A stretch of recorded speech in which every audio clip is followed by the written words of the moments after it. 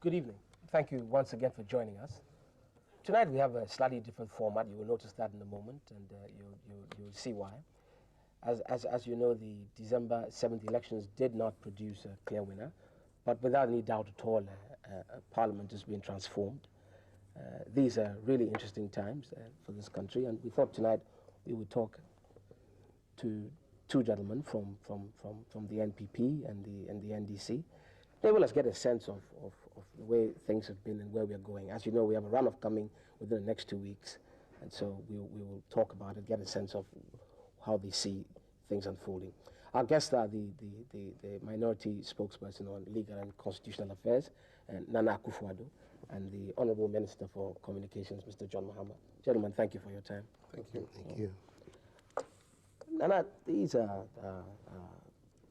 very different times in a sense. Your party is in many ways suddenly the biggest party in Parliament.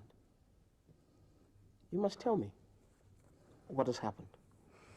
Oh, goodness. Well, that's like telling the whole history of the last decade.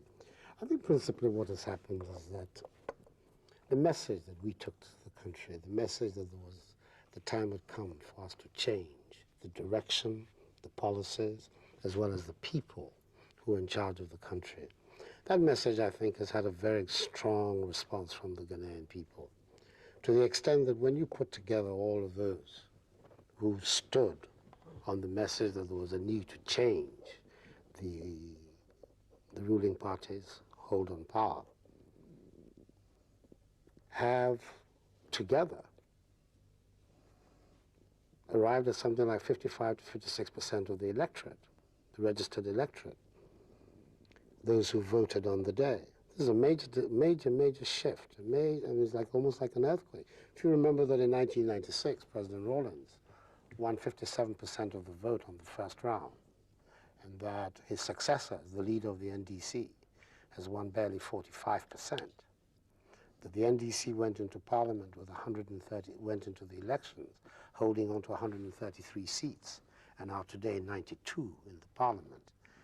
We were 61 at the beginning of this thing and are now 99, and almost certainly will be 100 by the time the new Parliament is fully made up. And the other figures of the opposition have also an extra 4 seats. We see that a Parliament that was dominated by the ruling party is now dominated by the political forces in opposition to it. I think the fundamental thing that has happened is that the Ghanaian people have expressed their desire, their wish to see a new deal in Ghana, to have a new beginning, to have a new administration, and to have new people running the affairs of the country. That was essentially the theme of our debate, or the theme of our election, as against the response of the ruling party. Initially it was continuity. It became something, change in continuity. At some stage or another, it changed yet again. I hear even the propaganda secretary of the NDC was talking at one stage about also they standing for positive change. You could see that in the course of the debate, of the campaign, the ruling party's own position having to shift, because it became absolutely clear that despite all the propaganda, despite what we have been told by foreign commentators, what we have been told by the ruling party itself, that the economic progress that we had all sought had not in fact taken place, that the mass of the people had not had that improvement in their lives that the propaganda suggested they should have had. And that ultimately is the matter that they responded to, that yes, there was a need for a new direction, because what had happened before had not worked. Let me see what John, you don't share that, do you? Certainly not. Well, I wouldn't say that the seats that MPP have won are just because their message went down well. I think that part of the seats they have got are seats that they have gained by default. Certainly we realize that we made mistakes in some constituencies, and that have cost us those seats. There are at least 8 clear constituencies that we shouldn't have lost under no circumstances. But certainly because of the kinds of candidates that we put there, That probably cost us the election. That the people didn't want these candidates. The people didn't want these candidates, and they protested quite strongly. And yet, and yet you insisted on keeping them. Yeah, that's the point. What happened was a certain process. It's not as if it happened just anyhow. What happened was a process was put in place to identify candidates who should stand in the constituencies. Now, that process involved administering a questionnaire to the constituency executive and then to the leadership of the party in parliament to assess an incumbent MP's performance, both in the constituency and in parliament. And based on the results that came from this questionnaire, it went to the National Executive Committee, and the National Executive Committee decided whether to retain a member of parliament or not to retain. This was done quite objectively, but you would find that probably in some cases the constituency executives had not been too objective in filling out those forms. And so ultimately the kind of information that came up to the National Executive Committee was not a correct assessment of the candidate. Yeah. And so it's just in passing, at least 8 constituencies we just threw away by the kinds of candidates that we put there. A lot of people who probably ended up voting for other parties didn't vote for them because they really liked their message. They did because they were aggrieved about one thing or the other to do with the NDC. But let me say that with regards to Nana's comment about the economy, we went into these elections without any illusions that it was going to be a difficult election. Certainly the economy... Why? Why were you so sure? Because of the economic circumstances that were prevailing from about the middle of 1999 till now. The economy has not been very favorable, and economic circumstances have been tight. The CD lost value quite rapidly from 2007 to about 6,500. And so the economic circumstances were not the best. And so going into this election, we knew that it was going to be difficult. And certainly these other parties exploited it to the fullest advantage. They have benefited from it. They have, I think so. And so in the event, I think that the party even did well that they could not win a first-round victory, that we forced them into a runoff. I think that is an evidence of the resilience of the NDC, that even then, in the adverse economic circumstances we faced, coupled with some of the mistakes we made, they still couldn't win a first-round victory. Given that these circumstances you referred to are not about to change immediately, what do you think will happen with the presidential runoff? Well, we have taken some corrective measures since the election took place, and that's why there's a bit of quiet on our front. After the elections, what we did was to analyze the results and make a self-criticism and assessment of what had really gone wrong. And we have done that in all objectivity and truthfulness. And we are taking corrective measures to rectify some of the things that we didn't do very right. And I think that that is happening. And a lot of people who drifted from the party and voted for other parties or didn't go to vote at all, are coming and saying that, look, we didn't come out to vote, or we voted for some other parties, and this time around, yeah, we're going to come back and fully and support the party. So we think that the David, chances are good. David, well, I'm very encouraged. I'm extremely encouraged by the analysis that Johnny is making here, because that analysis seems to shy away from the central issue.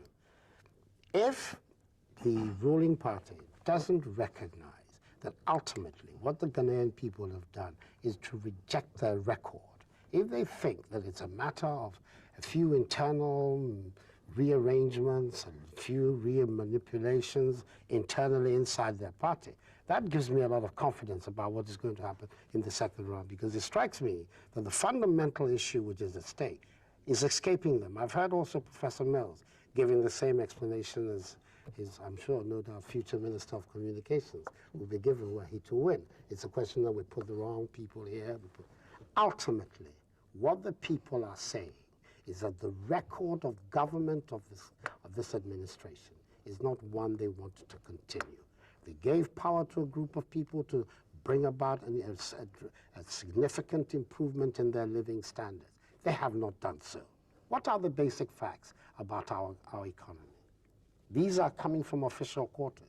40% of our people live below the poverty line. average real wages in our country, and by that I refer to what the normal wage can buy, is today a quarter of what it was 30 years ago. Our economy is in identical position that it has been throughout the adult life of our nation. A country still dependent on the export of primary products.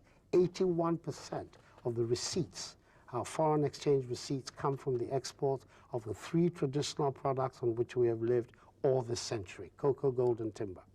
Clearly, a neo-colonial economy, a fragile, primary producing economy, such as we still have, is not one capable of satisfying the aspirations of the broad masses of our people. If they don't understand that that is what the people are talking about, that the conditions of poverty, which the vast majority find themselves in, they don't see any transformation of those circumstances under the leadership, under the policies that they have. For myself, I am comforted that the decision on the 28th of December will be an even more shattering one than what they received on the 7th of December. Because what the people are saying, so they're not saying that they're voting MPP without knowing many even of our own candidates that well, because they're relatively, but they're saying that this particular party, this group of people, are the people who are saying the kinds of things that we want to hear, vis-a-vis the record of the incumbent. I said that it was a combination of things, right, and that we did certain things wrong, and the economic circumstances were adverse. I said so.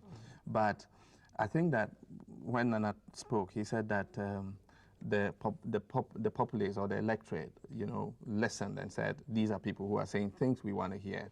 And what they were doing was making promises to high heaven, promises that they know in their hearts they cannot realize within the 4-year mandate. They know it.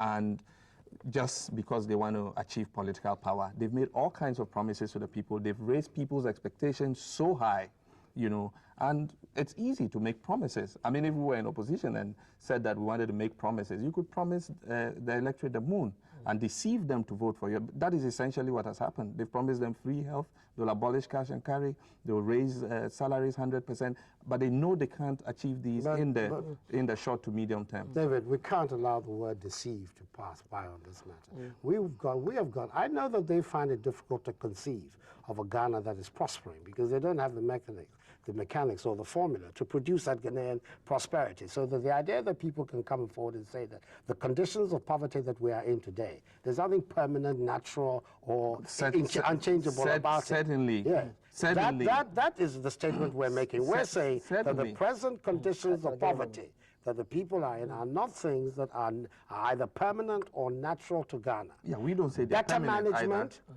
Better policies. Today, for instance, we're hearing that the decision that was made in getting money that was to revive the cocoa, the timber industries, those decisions that were made in the mid-80s as part of the ERP. We are hearing from their own ranks criticisms of that decision, that in fact it may be that a different way of looking at the problems then may have produced different kinds of policy. That's exactly the point we have been making. We've been making the point. We, after all, are the believers in the private enterprise economy. Let me get John to react. So that, and therefore, when you're saying that you can improve the conditions of the people, for somebody to turn around and say that you're making unrealistic promises and that therefore you're going to deceive the people. Don't share. That's of course. Let me hear with the John. greatest of respect to John. I consider that really rather, that's fine. rather infantile. Certainly when you go into elections, you tell the people what you want to do. But I'm not talking of just telling them what you want to do. We don't think that poverty is a permanent thing in this country. And indeed, if you look at the statistics, poverty is falling. It's not falling as fast as we would want it to. And we need to gear up to make sure that it falls faster. We have changed our economic program with the donor community and our development partners from an enhanced structural adjustment facility to a poverty reduction and growth facility that targets reducing poverty in an aggressive way. Certainly, when we came, the objective conditions required that we invested heavily in restoring the social and economic infrastructure, and that is what we've been doing all these years. We've created a situation, a foundation where this economy can take off by putting back the social infrastructure that had decayed completely. Now, with that kind of foundation, you can begin to look at improving the incomes of people and providing jobs for them. That is an objective condition. And we don't say poverty is going to be permanent in this country. But we're saying that in the short term, you cannot wave a magic wand and change everybody's circumstances. Now, what they have done is to let all the dog chain sellers on the streets, the shoe shine boys, and everybody think that within the next 1 year, they're going to create 750,000 jobs, and all those boys are going to get jobs. And that's what I'm saying, that making promises is easy. But you need to be a realist to make the kinds of assurances to the people that you can achieve. Certainly, they are not in the driving seat. They don't know what the actual state of the economy is. And so to just sit down and say that, and I know what they're going to do. I know what they're going to do. Let's take it hypothetically. Wait, let's take it hypothetically. The official statistics that are just a minute. Are they not accurate? Let's take it. For us, I know what they're going to do. Budget statements. We have official publications of the government setting out the economic facts of the situation. Let's take a short commercial break. Let's take a short commercial break, and then we'll come back to it.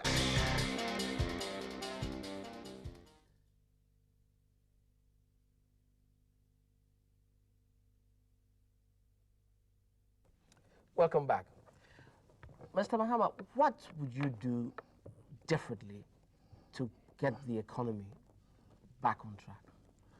Well, before I begin to talk about that, I was just going to chip in, what I think Nana and Co will do if... No, I'd like you to tell me what you would do. If they want. That's an important matter. If they want. if I know shortly after that happens, they'll come out and say, gentlemen, unfortunately, we didn't know the true state of the economy is worse than we think. That's what you're telling us, Tom. No. You say we don't know. No, that's what they're going to say. We don't know the true facts. And so all the promises we made you, unfortunately, we can't deliver immediately. Just keep your belts tightened. In the medium to long term, we shall deliver on those promises. That's what they're going to do. Yeah, but tell me what you would do. A lot of programs are in place already and are beginning to yield results. We put in the Gateway program. We have the Free Zones program. It's attracting investment into the free zones. Recently, we cut the sod to set up a new cocoa processing plant that will process 60,000 tons of cocoa and increase the amount of cocoa that we're processing from about 20% to close to 35%. These are all programs that are in place. We intend to tackle agriculture in a new way that is speeding up irrigation projects all over the country. Right now, we have irrigation dams that we're setting up in most of the agricultural areas of this country. We have a program to set up 30 more irrigation dams.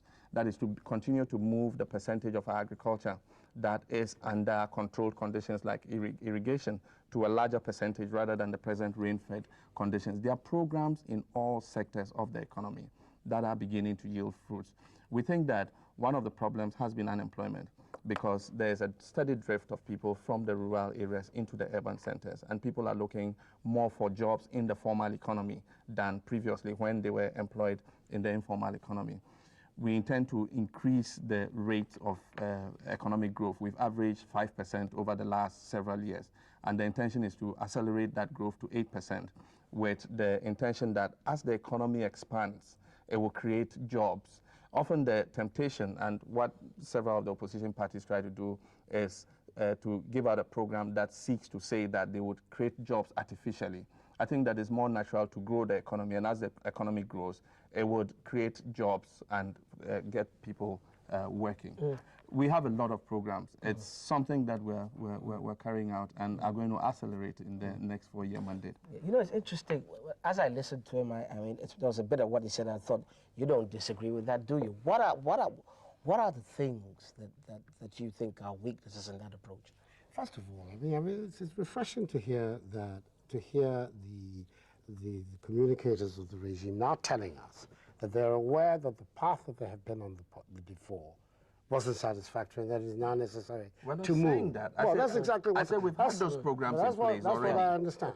That's 20 years, which is virtually the period that the NDC has been in power, it's virtually 20 years.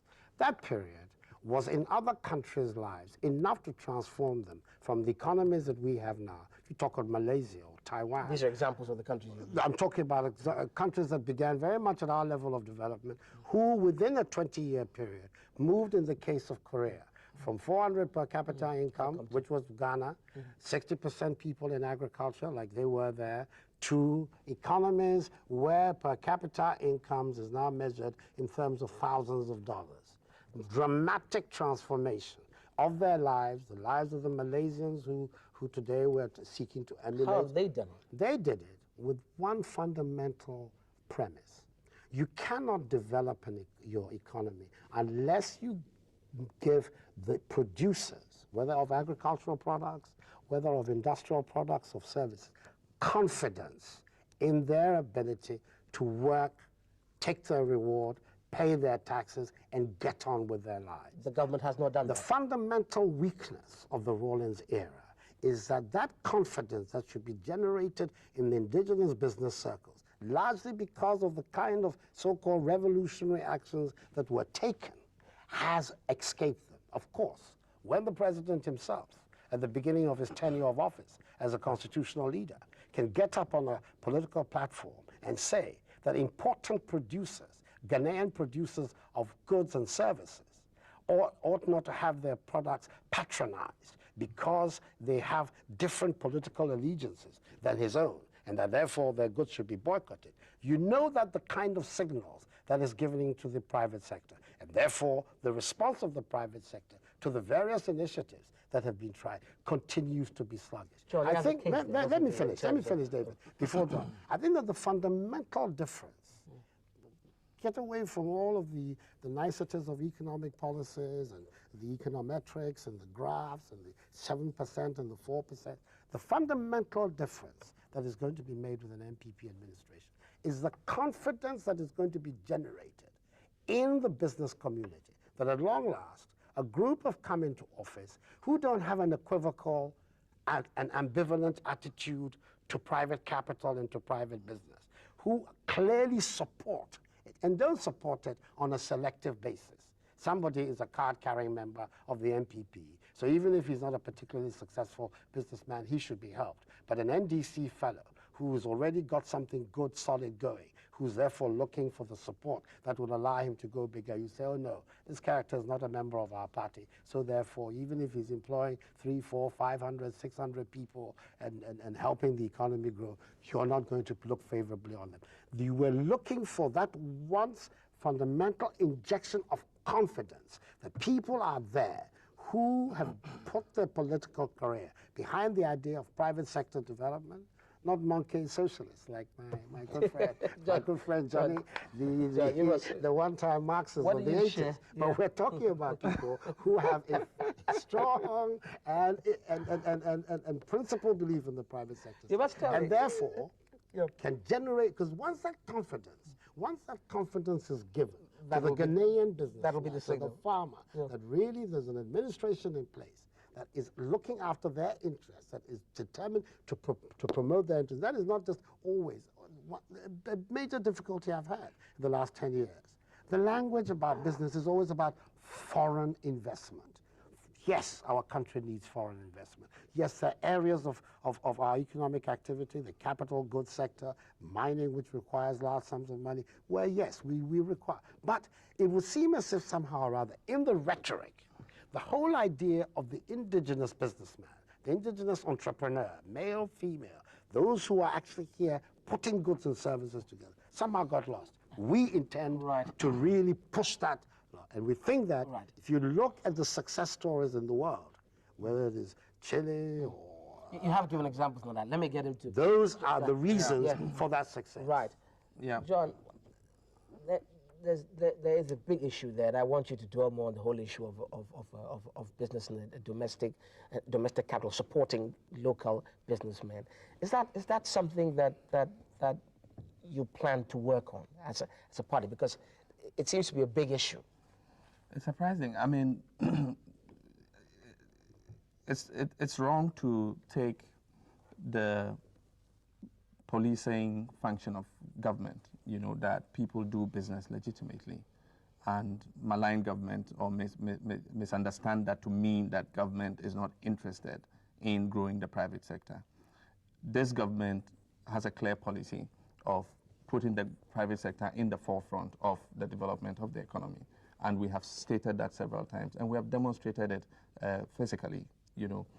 Various facilities have been arranged for the private sector to enable them invest and grow. And I'm sure AGI and PEF will be the first to admit that this government has been very supportive. Government has spoken with the Association of Ghana Industries, with PEF, and try to find out what their problems are, find out how to resolve it. Often the thinking is that there's a problem with access to credit, like credit is the only problem.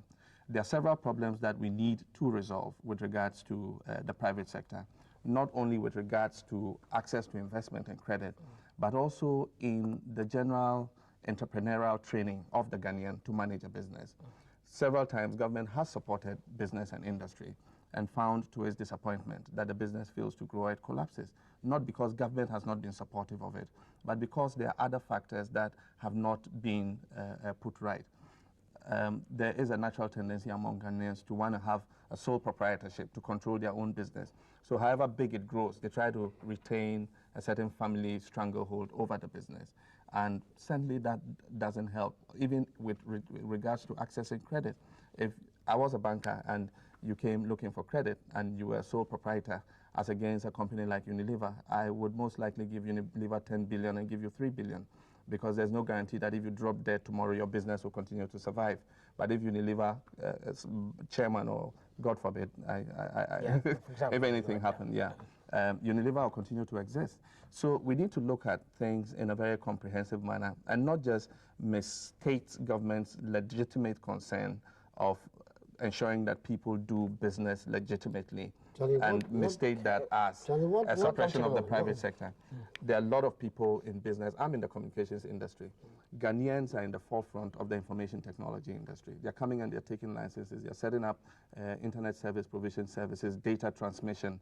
These guys don't know what's going on in the economy. The economy is growing, is expanding. Ghanaians are going into business and succeeding, and government is encouraging them to do so. Suddenly, we know that as Ghanaians create wealth or get richer, the economy grows. And who would want to prevent that? Who would want to stop that? I'm going to make a simple point. I don't know what is the policing functions that would affect Akuffo Addo, for instance, who's in agro industry, some of the most important elements of the agro industry, a chicken farmer on a large scale. He's doing well. He is the person whom the president stood on time and said his goods should be boycotted. This is a man who's producing and exporting out of this country to the region and to the world, a major industrialist in the agro-processing industry. He's one of the people. We had another man, Apiamenka, who's one of the few people in an industry challenging the multinational corporations, an indigenous Ghanaian entrepreneur who was challenging the products of Unilever and the multinationals in Ghana in the soap industry. In most places in the world, he would be the person that you would do your best to assist, even, to find a way of boosting his market share vis-a-vis the multinational, who, after all, at the end of the day, whose investment decisions are controlled in London or in Amsterdam or in New York and not here in Accra. This is another figure who's the subject of attack. Addison, who produces paper products in Takoradi, is another. We have to understand this. There is absolutely no purpose in that language that continues to talk about people being thieves, that people are always on the wrong side of the law.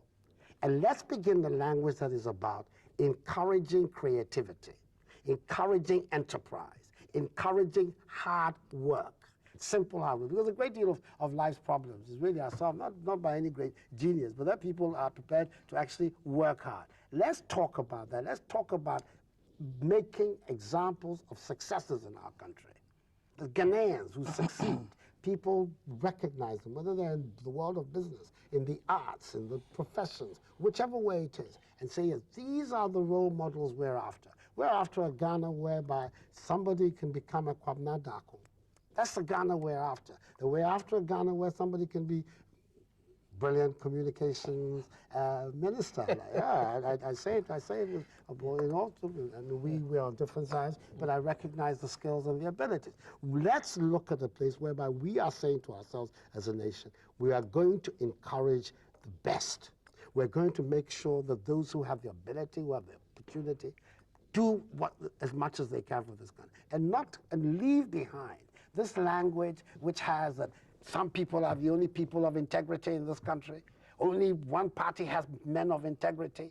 Everybody else, somebody you don't know, you met 4 years ago, is the only person who is a man of integrity in our country. Everybody else is a crook or a thief. That language has been extremely damaging to our country. You could call yourselves men of integrity. No, but we're not involved in that language. Yeah, we're interested in performance. Yeah. We're interested in the people who can perform. And what we are saying is that when we come, because I think it will be not a question, as Johnny is saying, of if. I think it is when we come, which will be clear on the 28th of December. You are going to see a new tenor in the public discourse of our country. Because our thing is going to be about all Ghanaians who can assist in pushing and the Ghanaian ship through these turbulent seas. That person is welcome on board the NPP bandwagon. That's the language. And we're no longer going to have the language of thieves, of people are corrupt, which is the language we've heard in Rawlins this time. As if somehow or other. People are doing business. I want you to respond People to are that. doing business in this country. They don't have a problem with the environment. They are doing business. They are reaping on their investments, and there isn't a problem. It's unfortunate to use this to try to create an impression that the business community in this country is living in terror of government and all that. That certainly is not true. Businesses have grown under this government, probably far more under this government than in the history of this country. A lot of businesses are thriving. Ghanaians are doing well. You can't see it grow much more than an NPP government, can you? Not necessarily. That's what you're saying. Yeah, well, I think that this government has done well, and that we have set the stage for moving into an accelerated growth of the private sector. Perhaps these are personal positions. You know, in a sense, I mean, like the examples you gave, these are, honestly speaking, things that the president has said. Does the party distance itself from that kind of position? Perhaps that's not the position of a party or of a mills. Well, I don't like the statements overblown to indicate that because the president said that, the business community is living in fear. That's the impression that Addo is trying to create. Unfortunately, that is not the situation. Business is growing. We have come from a certain period, you know, coming from the PNDC era, you know, into the democratic period. We started an experiment in democracy again. Everybody has been learning since then. You cannot take certain statements that were made in a certain period, in a certain context, and use them to characterize the history of the country since then till now. I think that is wrong. Let's take a break. We'll come back. We'll look forward to it. Take a short break.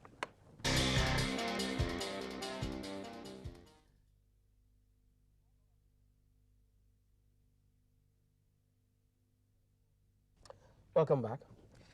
You know, now we have a parliament that has changed a lot. Can you see both parties work together? I mean, this environment, in a sense, is pretty tense, isn't it? I mean, the relationship between the NDC and the NPP. And at first, you've been pretty active in the last parliament. Can you see us overcome a lot of this tension? Oh, yes. I mean, definitely. I have no doubt about it, especially in the new circumstances of the country.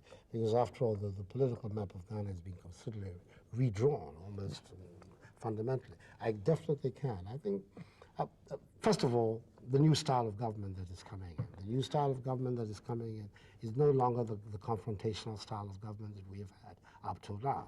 It is no longer a government that is going to be... Whether we had Akuffo Mills, you mean? I think that even if it's Mills, clearly he's talking a different language from the past. I don't think there's any doubt about it. Whether he will, in fact, be able to do something... When even before the runoff, you know, the minority leader in parliament says they're going to set up a commission to investigate 1979 and 31st December. There's nothing new about what the minority leader said. It's been a proposal that has been on the table. He said it in parliament last year. He has said it several times. The party, then you've hidden it on your campaign trail. You haven't said that you are going to inquire into 79 and 81. Never hidden it. You haven't come out clearly with it. They've gone ahead to say they're going to reconcile the nation, they're going to heal the wounds and all that. And then just before the runoff, you come out and say we're going to set up a body to investigate 79 and 81. To compensate the victim. No, we think it's wrong. To compensate the victim. Well, and what we're saying is, what we're saying is, why target only that era? Why target only that era in our history? That is what we're asking. We're talking about the living. There's no way you can reconcile. People are alive. People are alive today from Nkrumah. Well, people are alive. No. I was coming to something else. Leave Dr. Dankwa out. But I'm saying that people are alive today who suffered in 1966. Let me come to it. Let's talk about how you can work together. I'm saying that a new style of government is coming in, which is going to get away from the confrontational style that we have been used to up till now. Definitely when Akuffo comes in, there will be a different way of talking about the business of Ghana. And that in itself is going to make the difference. Because I believe that in this parliament and in the last parliament, there are many progressive elements in the NDC who were always felt a little bit shackled by virtue of the powers that be in the executive and their attitudes. I believe that now. Well, the same applied to your side. Not at all. We've always. There were some good bills that you opposed, like the 2.5% VAT for education. They opposed it. I'm sure there's people in the opposition who would have wanted to vote. We oppose the VAT. But we oppose the VAT, and therefore we oppose the VAT fundamentally. And so when you come to power, you're going to withdraw the VAT and replace it with the sales tax. Are you going to do that? Are you going to do that? Are you going to withdraw VAT and replace it with the sales tax? Yet another increase. You have increase upon taxes. When the efficient use of the revenues is not clear to many of us. What we did was to... But the bottom line is that Parliament would be different. I'm saying the Parliament will be different. Yeah. The opportunity for cooperation in that Parliament are going to be enhanced. Parliament coming out as a watchdog body over the executive. Its functions are going to be considerably strengthened. We're not going to have a parliament that is going to hey the passage onto the Supreme Court of some of the most undistinguished judges in our recent history, the Sapons and the rest of them. That is going to come to an end. We're now going to have a parliament. There's nothing libelous about it. There's nothing libelous about it. Surely you must also see, John, a completely different parliament, can you? I mean, yeah, certainly. I mean, there must be. I mean, I'm interested. I'm dwelling on the capacity of both parties to work together. I can understand the tension and all of this during election time, but I'm looking beyond that, really. Yeah, certainly whoever wins this runoff is going to have to learn to work with other parties in parliament. NPP has 99, NDC has 92, with 4 independents who essentially are NDC. Don't be so sure about that, Johnny. Well, in most of those cases, they wanted to stand on NDC's ticket, and when they lost out to the losing candidates, they decided to go independent. Okay. And so essentially they're NDC people. Some campaign. And then PNC has 3 members, and then CP has 1. Certainly no party emerged with more than 100. And if you know that you need 100 votes to pass most resolutions and a lot of the important business of parliament, then it means that parties are going to have to rely on each other, to be able to pass. That's a good bills. thing. Yeah, that's a good thing for democracy, I guess. And I think that we're going to learn to have to work together in the new parliament. But Nana, as we get closer to the runoff, what can you see happen? Can you see us go through the election the same way we went through the first bit, or do you feel that there's a... Well, that must be the desire of the overwhelming majority of our people, that we go to a second round, which is as peaceful as I mean, it's quite orderly. Orderly. I mean, we will not know the full story as to how regular the conduct was. It would appear at first blush that generally it was also regularly conducted. Obviously, we are in the middle of it.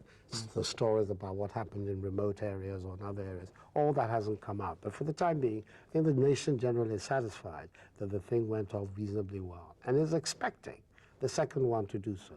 I'm disturbed by some phenomenon that is already occurring in between the runoff. For instance, there seems to be a deliberate attempt to stoke up ethnic and tribal sensitivities in our country. Give me an example. Well, what is going on? People wearing MPP shirts and going into particular areas where they're so-called aliens and causing troubles. We're going to throw you out. We're going to do this. The Daily Graphic is headlining incidents that have occurred involving. Yeah, these are happening. Why would you say that people wearing NPP shirts? Because I believe that some of it is You're suggesting that it's the work of agents provocateurs. No, That's no, exactly you what I'm can't say saying. this. I'm saying this. I'm saying this. That's the problem with NPP. That's the problem with NPP. What is that problem? They blame everybody else for their faults. We're not blaming everybody for our So what is fault. happening? We have not had So some what is it that problem you being in describe? opposition Some of our 8 supporters, years, even though we knew some of our that supporters have been harassed, after the December 7th results started coming out. In my own constituency, several of the NPP supporters, known NPP supporters, went around telling people that, look, let the results come. If we come out victorious, you guys are going to have to run away from this. in your this town. constituency, which Yes. you won so convincingly. Yes, I I'm did. surprised to hear I that. did. Because But certainly I live in a when constituency which has a very polyglot, a very cosmopolitan and diverse groups of people. We've got in Abuakwa, which is the biggest constituency in the eastern region.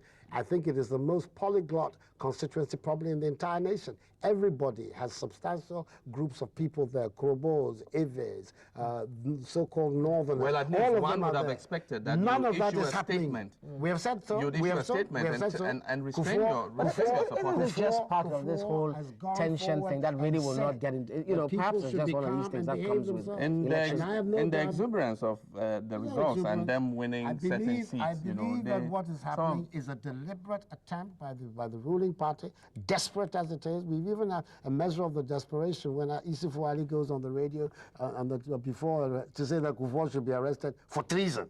Because he went on television to say, well, I'm saying, we talked that's a about it measure. on That's a GR. I measure. don't see why That's you a should measure. raise this. These are a measure of the No, desperation. no. And these kind of things are extremely dangerous to the unity and the coherence of our country. I am saying this. That's what you'd like to avoid. Whatever we are doing whatever we can on our part to make sure that our supporters conduct themselves in all legality. After all, they are on the verge of accomplishing one of the most historic events in African, not just in Ghanaian, but in African politics, to overthrow a regime as entrenched and as determined to hold on to power as the NDC. The people, just by a peaceful expression, can go to the ballot box. Old ladies holding on to their stake and determined that before they die, they will thumbprint the Osno sign. We are on the verge. Why would we want at this stage, having had such a long climb up this mountain, before December today, 7th. to come forward and then start misconducting ourselves? Before December 7th. We have no interest in it. Before We December know 7th. those who have an interest in portraying us in a certain fashion, in their desperation. And we're saying that that is not a good development for our country. That people should seek to stoke ethnic and tribal and even religious considerations for short-term political gain. No, go on. Yeah, before December 7th, it was even difficult to wear an NDC shirt in Kumasi. It was difficult because you got heckled, you got...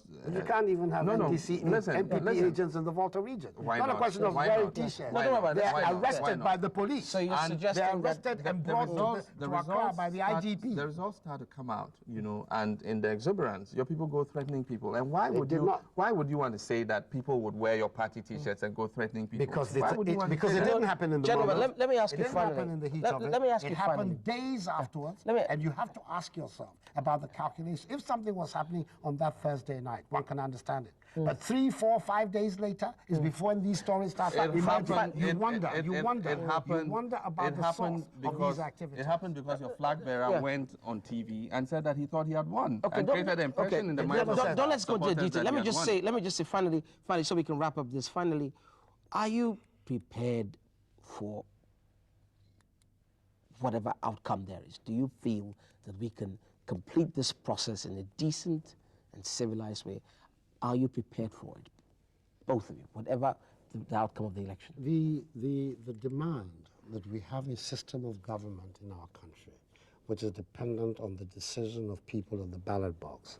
That has been the historic purpose of the NPP and its forebears. To have a system of government in this country where those who are in control of government are under the control of those who are governed. That was Dankwa's statement when he launched the UGCC. And the 53-year history of this party has been an attempt to bring that into reality.